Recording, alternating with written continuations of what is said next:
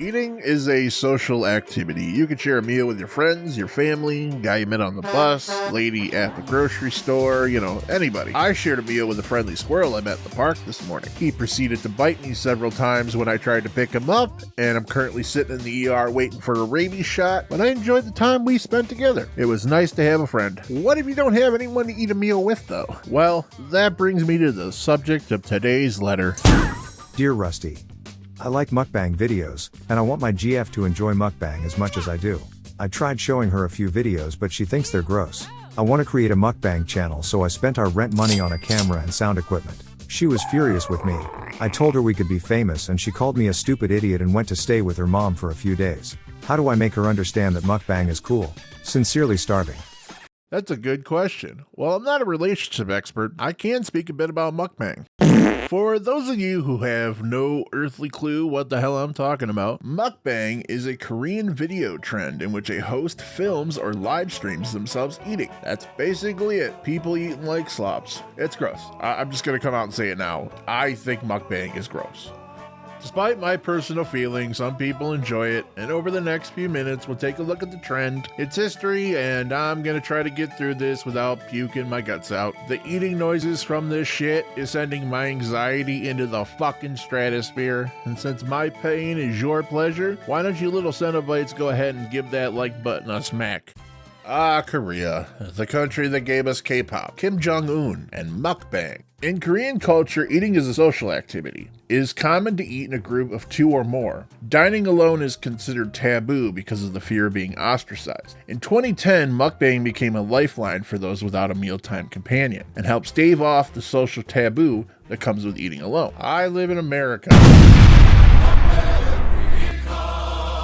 Or eating an entire roast chicken over your sink at 2 a.m. while gazing out of your window and regretting every life decision you ever made is not considered weird, maybe a little depressing, but we all have our demons. 5 short years later, mukbang spread like a virus to the rest of the world when the Fine Bros posted their infamous Teens React video. The trend was picked up by content creators, especially those in the United States, where we treat eating like a competition. Americans put their own spin on it and turned it into the gluttonous shit show that we see today. And it's all thanks to these 2 dicks. Thanks a lot, assholes. Mukbang creators are truly in a league of their own. If you have never watched a mukbang, you're not missing anything. Stans described the content like eating with a friend. I like to imagine it's like eating with a starving dog. You're on the other side of the table, pecking at your salad, and this guy is spitting bits of chicken nugget at you and drinking out of a pitcher full of ranch. Watching this content, I've noticed a few things. There is this obsession with big bites within the mukbang community that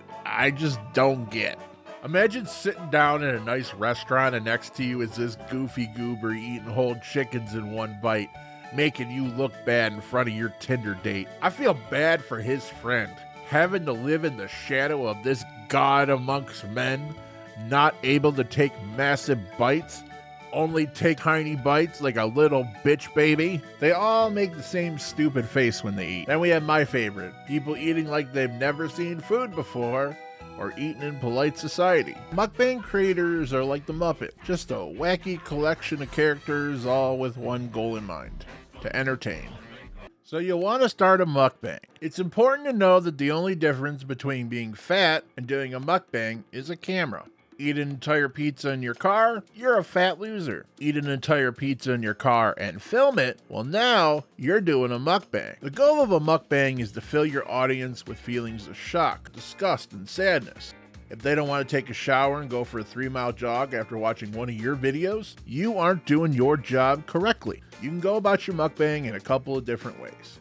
You can drone on and on about your life's worries, or if you're an extra spicy breed of sociopath, you can crank your mic volume up to 11 and stare deadpan into the camera while you shovel in bite after bite. It's really important to know your audience. While most viewers are going to be a healthy mix of kids, teens, and adults, the rest are going to be from the fetish community. In fact, according to a statistic I made up, over 45% of mukbang viewers are doing so for kinky reasons. So it's important to give those viewers a little tea. Maybe let some cheese roll off your mouth a little slowly. Lick your sausage fingers. Moan like you're having the best sex of your life. Oh no, I spilled some Alfredo sauce on my penis. Better get it off. Then you gotta make that face, that like you're a naughty boy.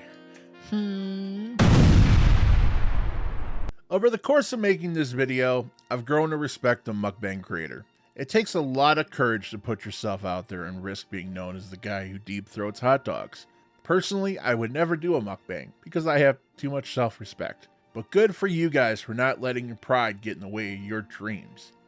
Dear Starving, you wanted to know how to convince your girlfriend to enjoy mukbangs like you enjoy them. Well, you can't. Just like I don't enjoy going to the DMV, some people don't enjoy watching people eat like rabid bears. Stop trying to force your food fetish jerk material on your girlfriend and fall to your knees and thank whatever dark lord you pray to that any woman would put up with you. Go return that video equipment and go get an actual hobby. Or don't. Ignore my advice. Start your little channel. And when you're 900 pounds, don't cry to me when they have to cut off your diabetes foot. Oh, and fuck you for making me watch mukbangs. We learned a lot today, and I think it's important to remember that everyone has preferences.